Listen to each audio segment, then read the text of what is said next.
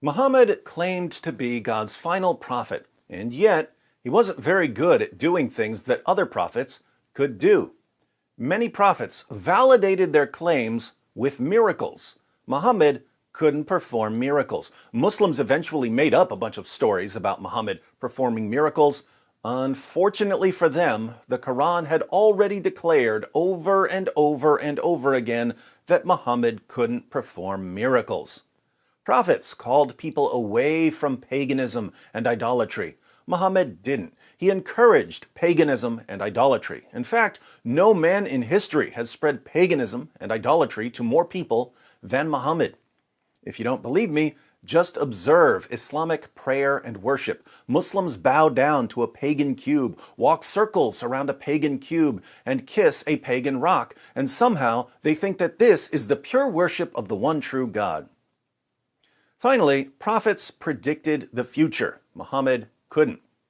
Muhammad's strategy here seemed to be just say hundreds of different things about the future and eventually you'll get something right. The problem with this strategy is that you also end up getting lots of things wrong. And Muhammad got lots of things wrong. When it comes to fulfilled prophecy, an even bigger problem for Muhammad is that even when he got something right, by sheer luck, he said something else in the prophecy that made it completely useless to modern Muslims. In other words, Muslims today are scrambling to find some sort of evidence to support Muhammad. They would love to be able to point to fulfilled prophecies to show that Muhammad was a true prophet. But the one time Muhammad predicted the future and his prediction came true, Muslims can't even use the prediction as evidence because they're too embarrassed by something Muhammad added at the end of the prophecy. Let's read a couple of short passages to see what I mean here. Sahih al-Bukhari, 50:58.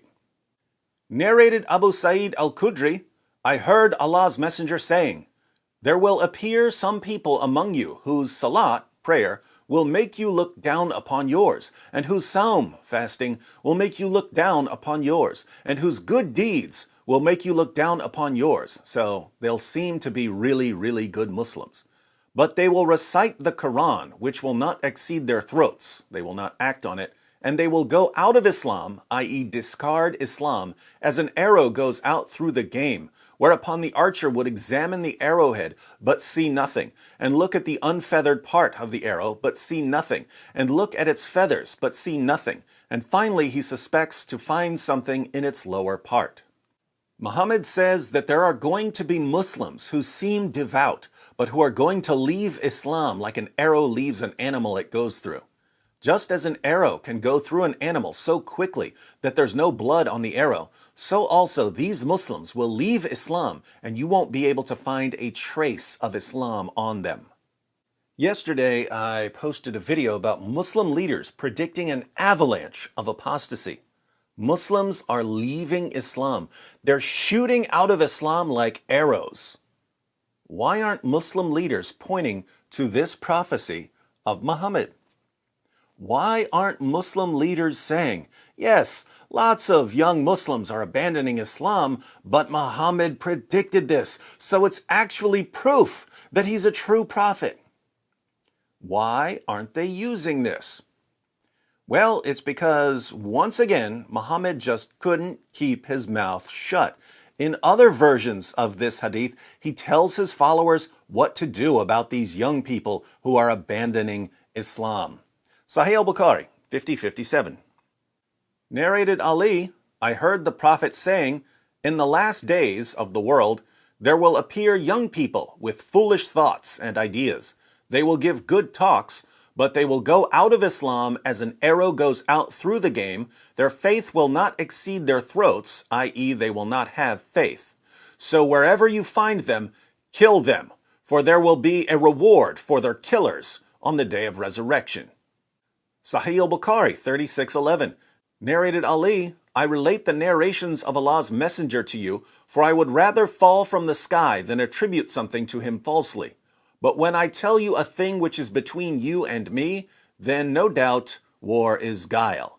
I heard Allah's Messenger saying, in the last days of this world, There will appear some young foolish people who will use, in their claim, the best speech of all people, i.e. the Quran, and they will abandon Islam as an arrow going out through the game.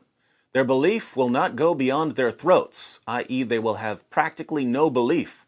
So wherever you meet them, kill them, for he who kills them shall get a reward on the day of resurrection. I don't know about you, but I find this absolutely hilarious. The closest thing Muslims have to a fulfilled prophecy of Muhammad is his prediction that in the last days, young Muslims will shoot out of Islam like arrows. Even this prophecy doesn't really work. If you read different versions of the prophecy, it falls apart. But it's the closest thing Muslims have to a fulfilled prophecy of Muhammad. Muhammad said that young Muslims would shoot out of Islam like arrows. We look around us and we see young Muslims leaving Islam in every direction like arrows.